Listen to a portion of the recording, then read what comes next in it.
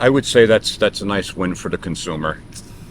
But it's because they would not accept no for an answer from their insurer. I ask you to stand your ground and find people that will advocate for you. These insurers have a duty to you. Yeah. And they try to skirt that. Do not take no for an answer from your insurer when it comes to your safety.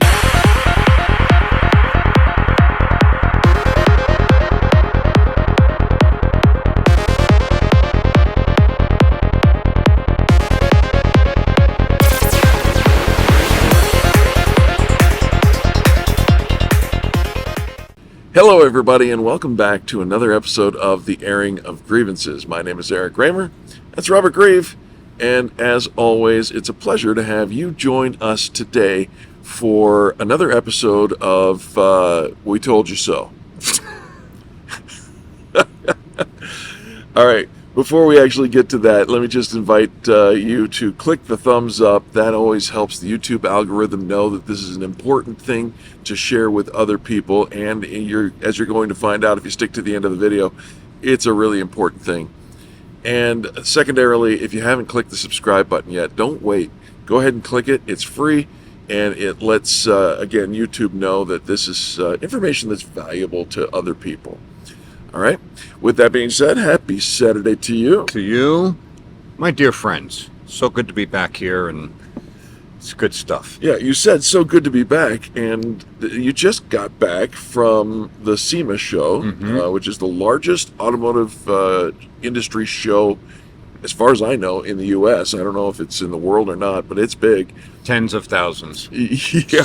Maybe hundreds, I'm not sure. And you may be talking about square feet and or people in attendance. Oh, boy. Yeah. So let's start by saying it has been an incredibly busy week here and out there in Las Vegas. Yeah, well, SEMA's always busy, but it was... First off, while I was out there, I got this new cup from one of my very dear friends. I won't mention your name, but I truly do appreciate it. It's just amazing. Absolutely, it's beautiful. Yeah, so at SEMA, I had the honor of doing a couple panel discussions with some other amazing industry folks from all across the nation. And I think that we even have a link to one of them. Yeah.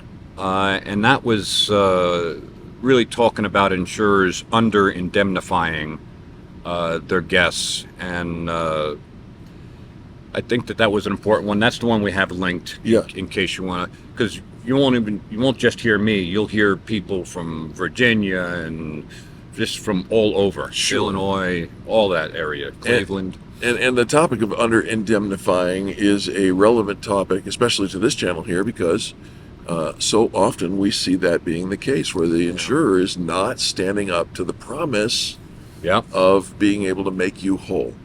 So so that's an important one.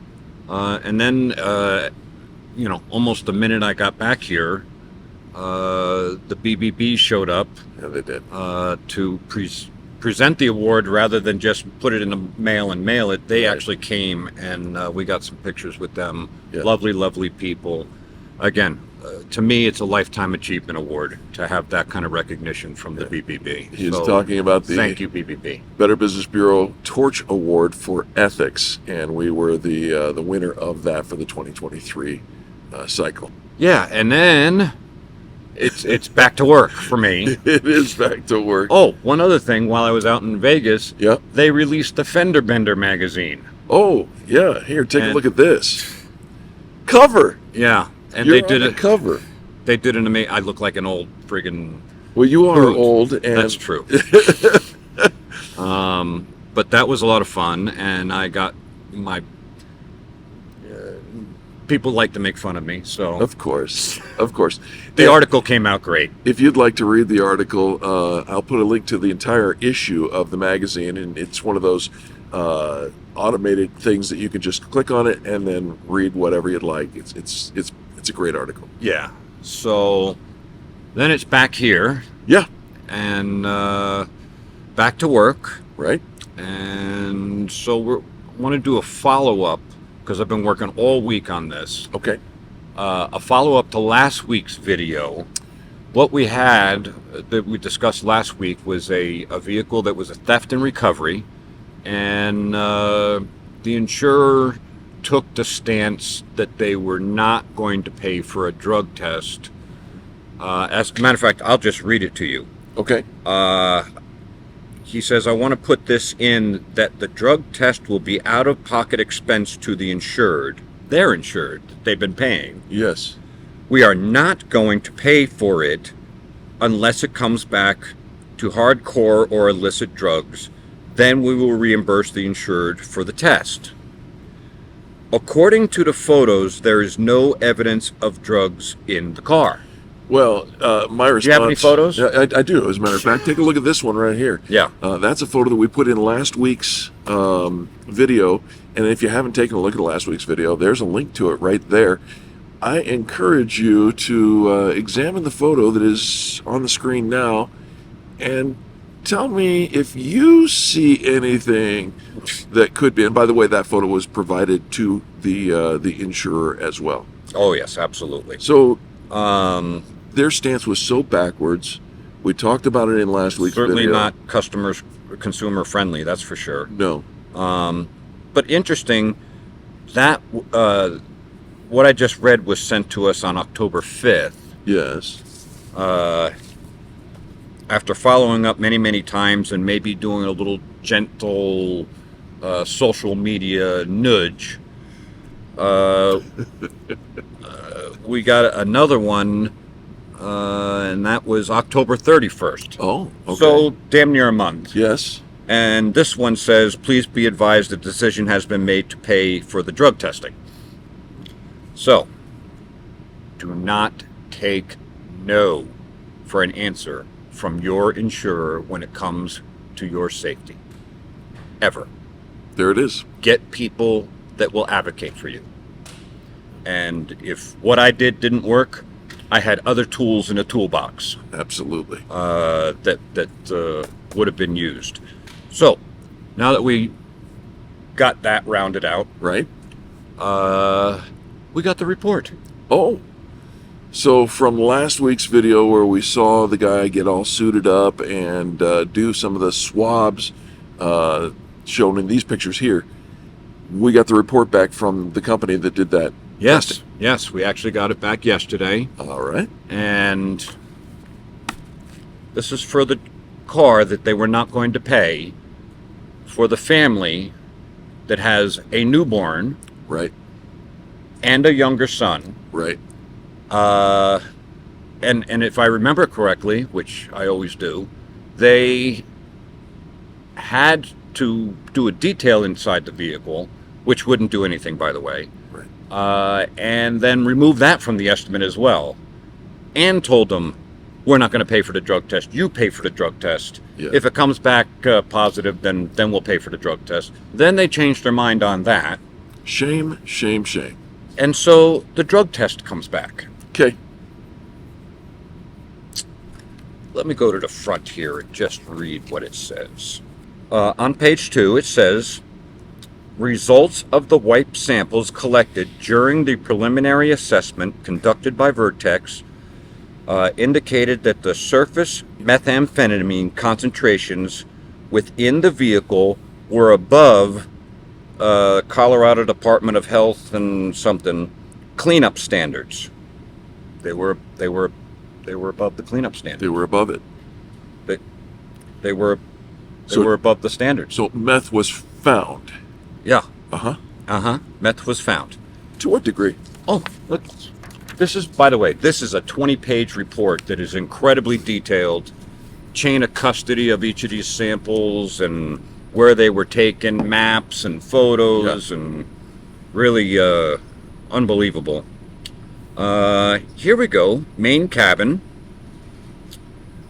So the cleanup standard, so it can't be more than 0.5 of whatever their measurement is. Right. The results come back, so 0.5 is what, it can't be more than that. Right.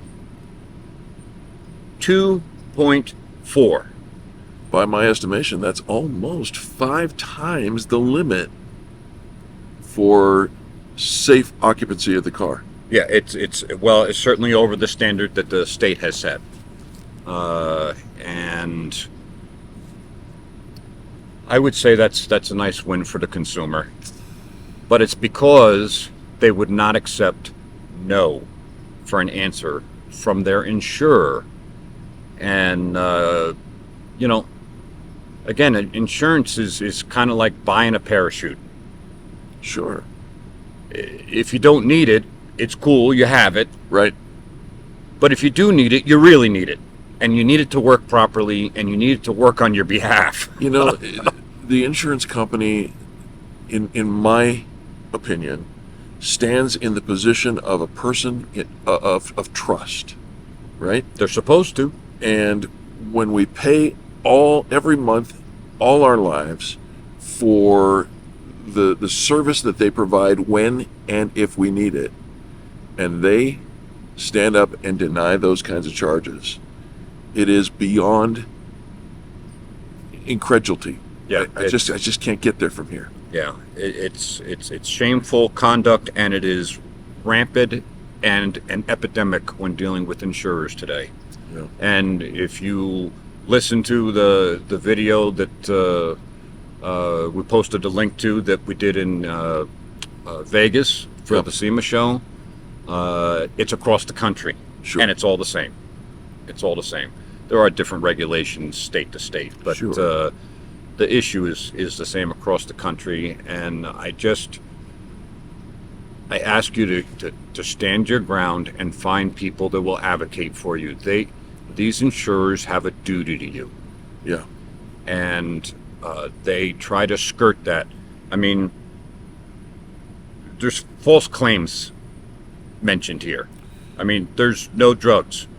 Well, yes, there was In the drug pictures- paraphernalia. In the pictures that we... Yeah, out in clear sight. Yeah. In the cup holder.